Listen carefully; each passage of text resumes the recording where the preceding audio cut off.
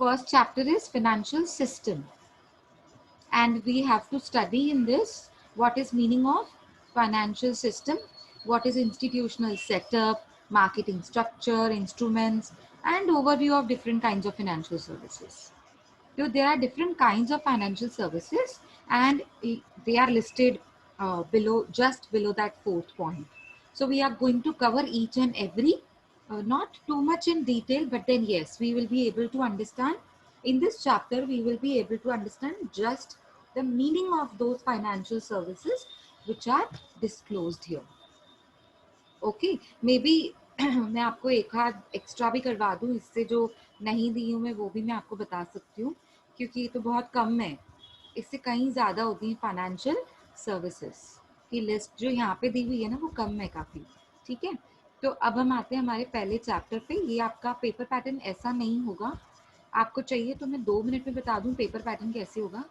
Question number 1 से लेकर question number 4 होते हैं आपके पास, 60 मार्क्स का पेपर होता है। Okay, so question number 1 will be full length question.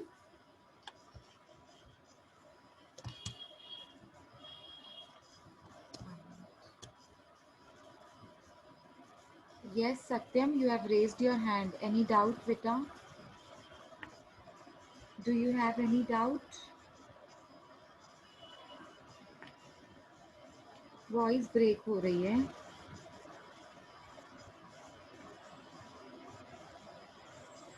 And Piyush से screen पे कुछ दिख नहीं रहा है। Is this problem with everyone? Screen पे आपको कुछ नहीं दिख रहा है या blur दिख रहा है?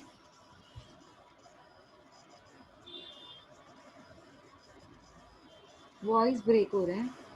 Oh God, what should I be doing? Wait. Okay, so we have question number 1 as full length question.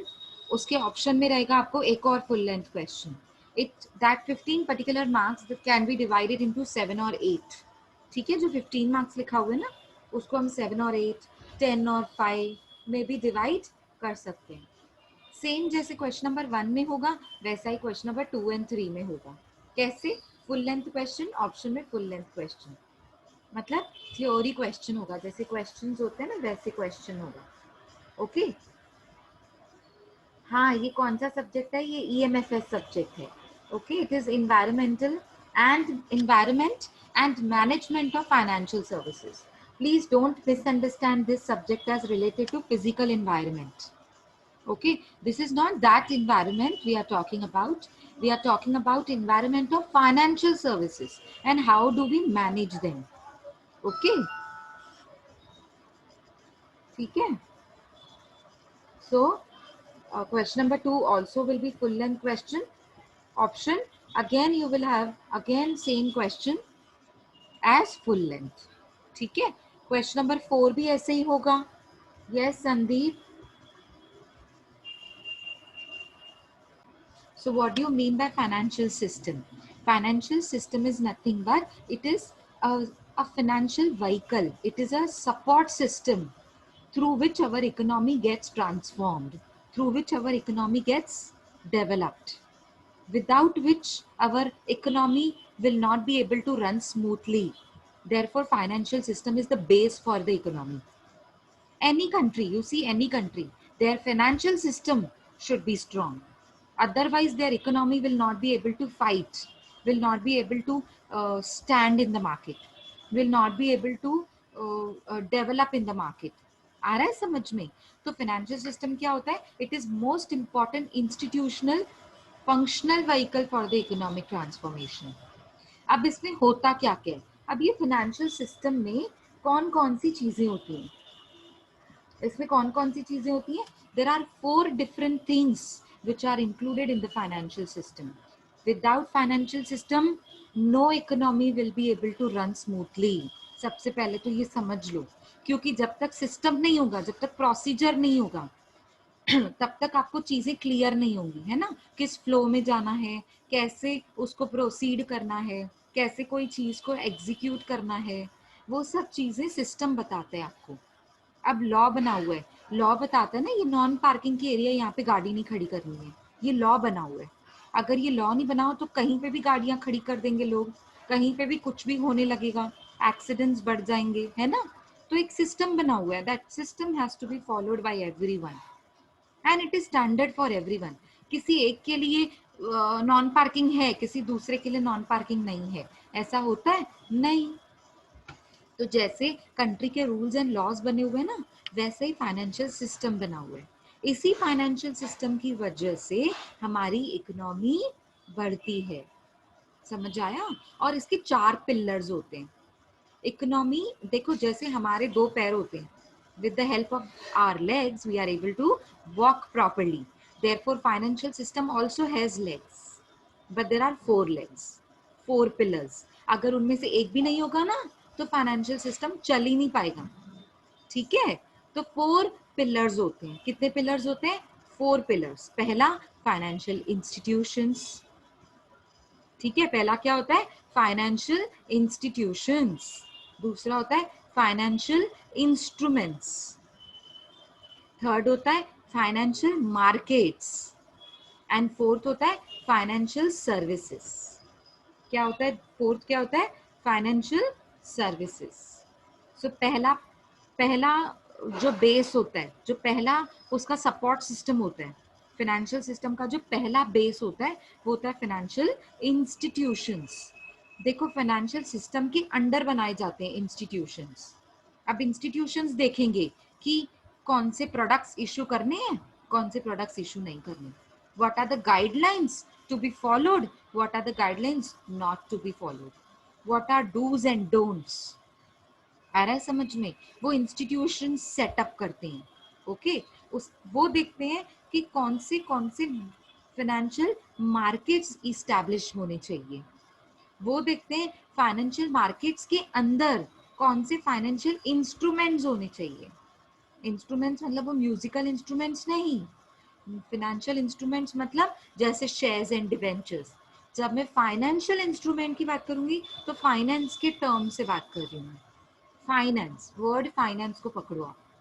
So I'm talking in terms of financial instruments such as shares, debentures, commercial papers, है ना, fix deposits, company के fix deposits, bank के fix deposit papers, okay. तो ये सब होते हैं आपके इंस्ट्रूमेंट्स। फाइनेंशियल मार्केट्स क्या होते हैं? The market is the place where I can deal with the financial instruments, where I can buy and sell the financial instruments। आ रहा है समझ में?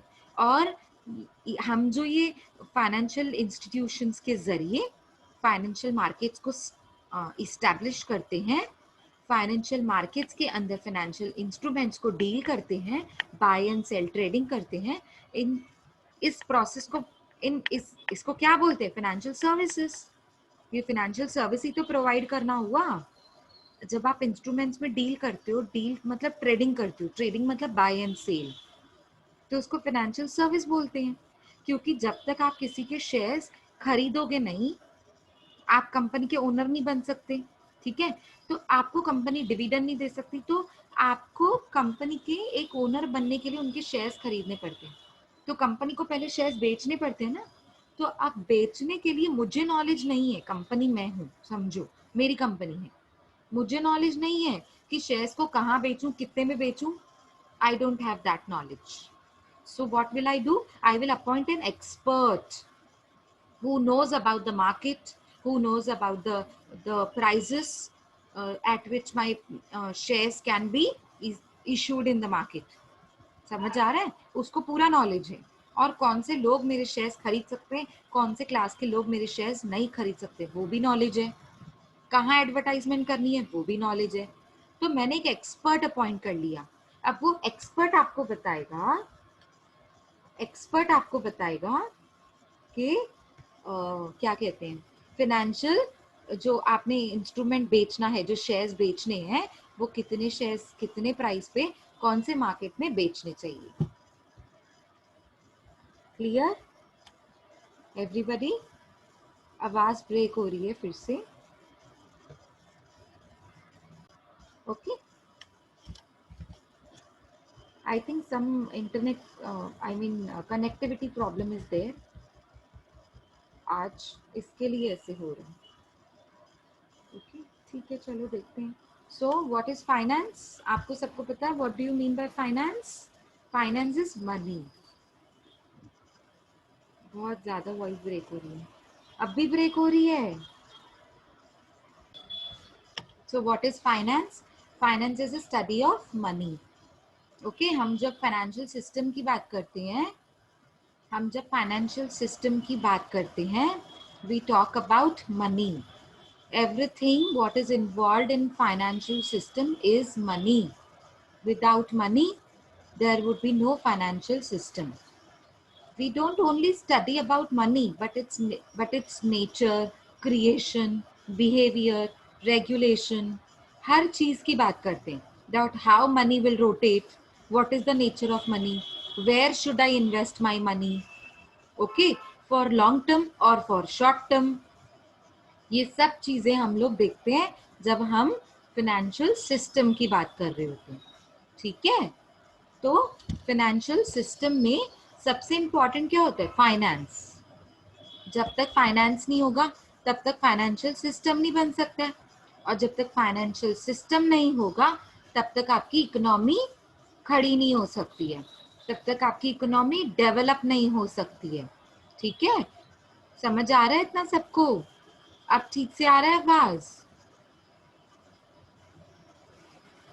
यस, आवाज आ रही है सबको?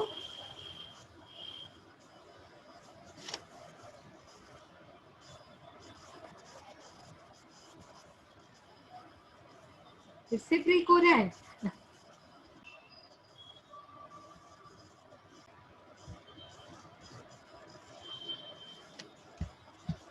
So I hope you have understood what is finance and what is financial system.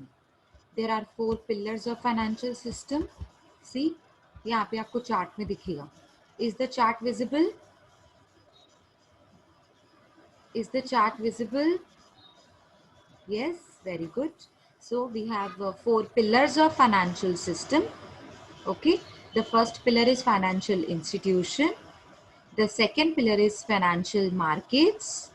Third pillar is financial instruments. And the fourth pillar is financial services. Through these pillars, the financial system can stand, can give support to our economy, can have it is having that power to build up our strong economy through these 4 pillars. अगर एक भी pillar टूट गया, एक भी pillar ना रहा, तो हमारा फाइनेंशियल सिस्टम टूट जाएगा. आई बात समझ में?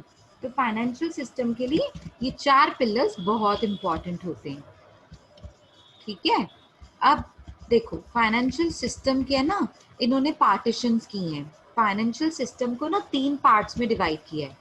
Central banking authority, capital market regulatory authority, insurance and pension regulators. That means if I से फाइनेंशियल सिस्टम के 4 पिलर्स तो हैं, ठीक है, लेकिन उसको चलाने वाली अथॉरिटी और रेगुलेटर्स कौन हैं?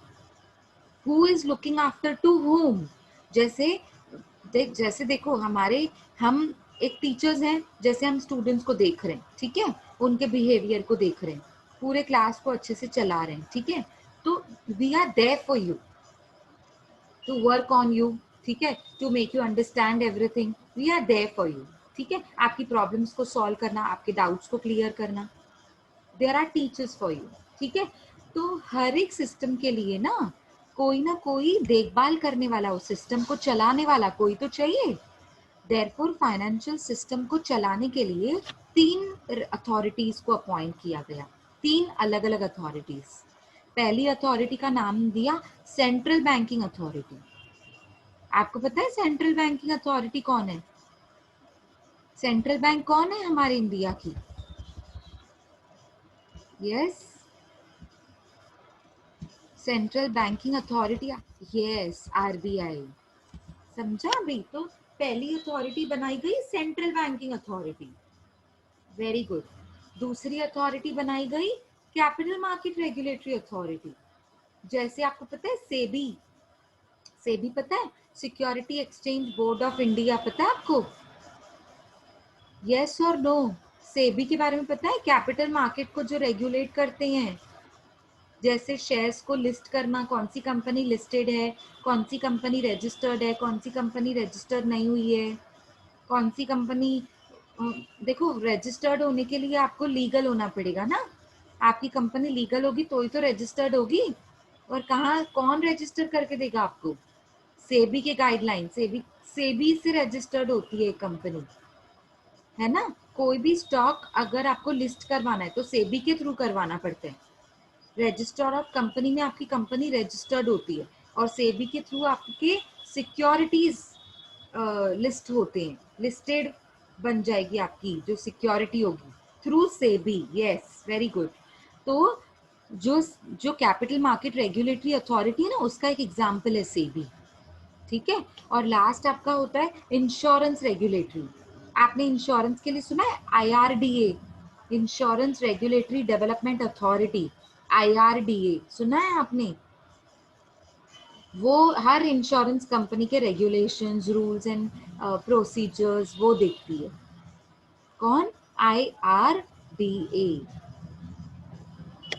आई right it in the chat box for you, IRDA. देखो, समझ आया? आईआरडीए मतलब insurance regulatory and development authority. तो वो देखते हैं इंश्योरेंस से रिलेटेड हर चीज।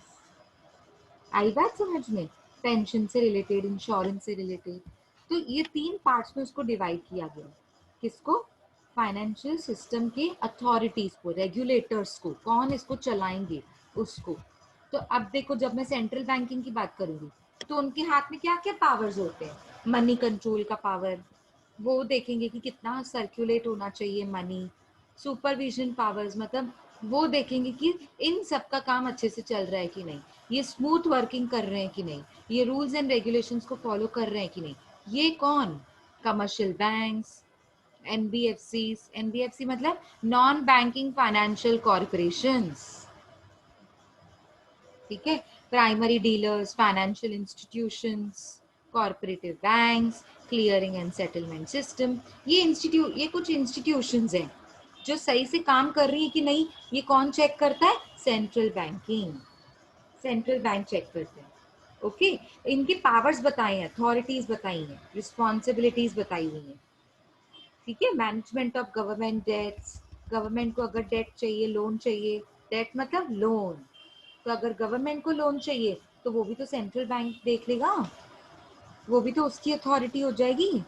और सेंट्रल बैंक ही होता है जिसको हम बोलते हैं बैंकर टू द गवर्नमेंट, कि अगर गवर्नमेंट को भी लोन चाहिए तो कौन, किससे ले सकती है गवर्नमेंट? बैंक से, ठीक है, आरबीआई से। तो इसीलिए तो आरबीआई को बोला जाता है banker to the government.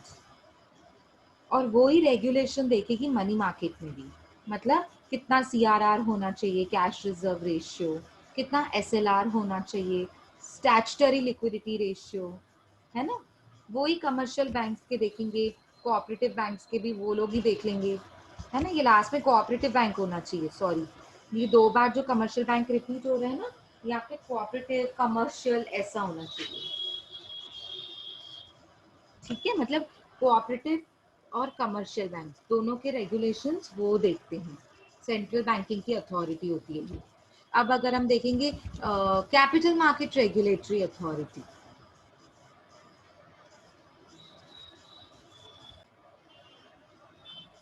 so in now let me come to capital market regulatory authority. So what is capital market regulatory authority? Who looks after to every kind of instruments to be dealt in the market. Example, equity shares, debentures, bonds, उनका supervision and control सारा कुछ capital market देखता है, मतलब सेबी देखेगा। सेबी मतलब security exchange board of India, ठीक है। अभी नीचे देखो सेकंड पॉइंट में, सुपरविजन ओवर, वो किस किस का मतलब वर्किंग्स को देखते हैं, नजर रखते हैं किस किस के ऊपर? स्टॉक एक्सचेंज,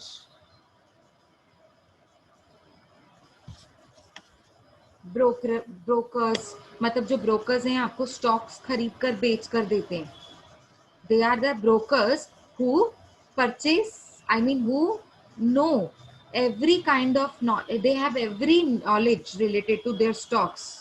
किस कंपनी का स्टॉक कौन से प्राइस पे खरीदना चाहिए, किस कंपनी का कौन से प्राइस पे बेचना चाहिए, कौन से टाइम पे बेचना चाहिए, is also very important. So brokers को उनका नॉलेज होता है. Therefore brokers are also very they play also an important role in the financial markets. तो उनके वर्किंग्स के ऊपर भी नजर रखना इज done by SEBI. समझ आ रहा है? Equity and debt raisers. Who are the companies wants to raise equity, debt? Who wants bank loan? तो इन ये सारे रेगुलेशंस कौन देखता है? SEBI देखते हैं. इन्वेस्टमेंट्स कहाँ करनी है आपको, है ना? कंपनी की कौन कौन सी इन्वेस्टमेंट्स है, कहाँ कहाँ इन्वेस्टमेंट करनी चाहिए, कहाँ कहाँ नहीं करनी चाहिए. ठीक है, तो वो इस अथॉरिटी को दिया गया है. कौन सी? Capital market regulatory authority. अब थर्ड देखें तो उसमें आता है बैंकर्स, मर्चेंट बैंकर्स जिसको हम बोलते हैं. अब ये मर्चेंट बैंकर्स कौन होते हैं? जो आपको है ना, समझो आपको एक्सपोर्ट इंपोर्ट का बिजनेस करना है पर आपके पास फाइनेंस नहीं है, तो आपको फाइनेंस रेस करके देने वाला जो एक्सपर्ट होगा ना, उसको बोलेंगे मर्चेंट बैंकर.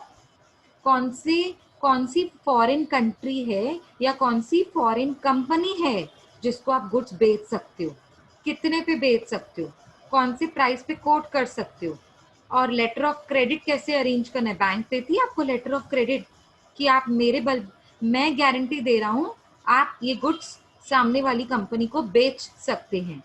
ऐसा एक letter of credit bank issue करती है. किसकी बैंक? इंपोर्टर की बैंक. समझो मुझे एक्सपोर्ट करना है इंडिया से यूएस में, तो यूएस की बैंक होगी, जब तक वो मुझे लेटर ऑफ क्रेडिट नहीं देगी तब तक मैं एक्सपोर्ट नहीं करूंगी. क्यों एक्सपोर्ट नहीं करूंगी? क्योंकि मुझे गारंटी किधर है कि वो मेरा पैसा वापस टाइम पे देगा कि नहीं देगा. आ रहा है समझ में? तो जब तक हमारे पास वो प्रूफ नहीं है तब तक हम एक्सपोर्ट नहीं करेंगे. और वो प्रूफ अरेंज करने में कौन हेल्प करता है? एक एक्सपर्ट, जिसे बोलते हैं मर्चेंट बैंकर. जिसे क्या बोलते हैं? Merchant banker. तो वो देखेगा आपके फॉरेन इंस्टीट्यूशनल इन्वेस्टर्स कौन होने चाहिए, कस्टोडियंस मतलब कितना आप लॉकर में या फिर किसी के पास सेफ कस्टडी रख सकते हैं. उसके पास, मर्चेंट बैंकर के पास अपनी चीजें, शेयर्स, डिबेंचर्स, बॉन्ड्स, पेपर्स, जो आपके बहुत वैल्यूएबल पेपर्स हैं, कैपिटल असेट्स हैं, उसके पेपर्स, तो आप उसके पास कस्टडी में रख सकते हैं. कस्टडी मतलब वो आपके लिए संभाल के रखते हैं. बट उसके अगेंस्ट में क्या चार्ज करेगा? फीस. फ्री में नहीं आपको कुछ भी कोई भी सर्विस देता है. समझ आ रहा है? Depositor, he becomes depositor for you, because आप अपने पास वो शेयर्स और डिबेंचर्स के पेपर सेफ रख नहीं पाएंगे, तो आप क्या करते हो? उनको डिपॉजिट कर देते हो. मतलब हमारी अमानत आप रख रहे हैं संभाल के. आ रहा है समझ में? उसे कहते हैं डिपॉजिटर, जो हमारे लिए हमारी चीजें संभाल के रखते हैं. बट उसके लिए आपसे क्या चार्ज करेगा? फीस. समझ आ रहा है ना? मैं चैट बॉक्स में देख रही हूँ. ओके. सो वो देखेगा कि लिस्टेड कंपनीज कितनी हैं और उसके स्टॉक प्राइसेस कितने हैं, है ना? वो देखेगा. म्यूचुअल फंड्स में इन्वेस्टमेंट कैसे करनी है, कितने म्यूचुअल फंड्स में इन्वेस्टमेंट होनी चाहिए, service providers to capital market like registrars. तो ये सब होता है आपका कैपिटल मार्केट रेगुलेटरी अथॉरिटी के जरिए. किसके जरिए? Capital market regulatory authority. Now third one is insurance regulators. ना वो क्या देखेंगे? Rules and regulations. किसके? जितनी भी इंश्योरेंस कंपनीज है, let it be hundreds or lakhs of insurance companies, but who will look after to them? Insurance regulators. And who are the insurance regulator? The biggest insurance regulator is IRDA, Insurance Regulatory and Development Authority. That authority is appointed to look after to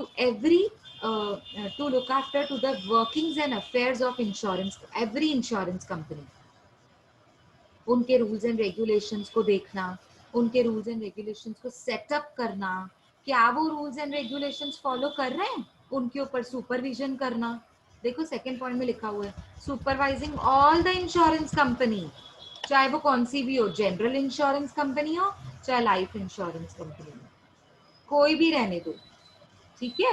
और फिर उनके prices को देखना, regulating prices क्या हैं उनकी, ठीक है। जो वो इंश्योरेंस की पॉलिसीज बेच रहे हैं उनकी प्राइजेस कितनी है, लिमिट में है ना, कि वो लोगों को जस्ट एज लोगों को जानकारी नहीं है तो उनको लूट रहे हैं, वो भी नहीं होना चाहिए।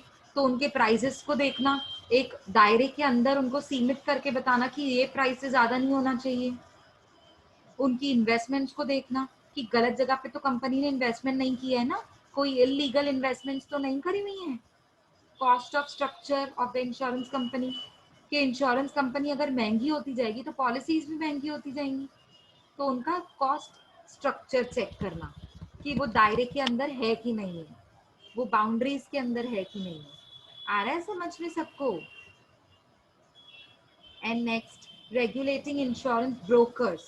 अब ब्रोकर्स के सर्विसेज, जो ब्रोकर्स आपको सर्विसेज दे रहे हैं इंडिविजुअल्स को, कंपनीज को, आर दे वर्किंग प्रॉपरली, तो वो भी आपको चेक करना पड़ेगा, ठीक है। और लास्ट होता है आपका pension.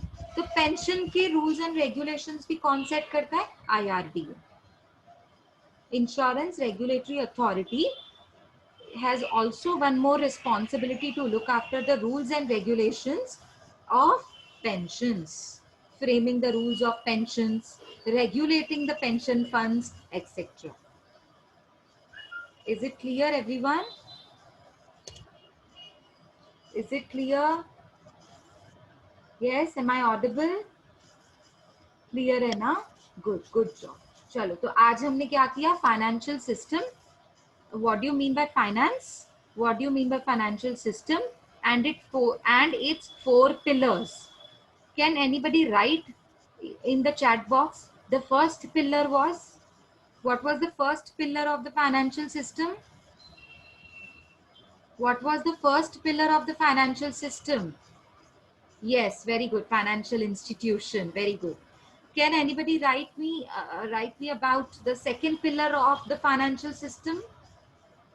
Very good. Financial market. What is the third in? Okay, third is financial instrument. Very good. And what is the fourth one? Financial services. Very nice. Quick answers. Good. And we have studied about, there are three different regulators who run the financial system, who has the responsibility to look after the workings of the financial system to run it very smoothly.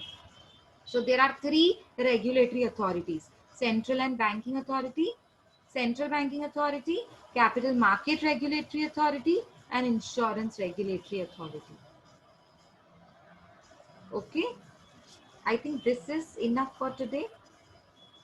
Yes.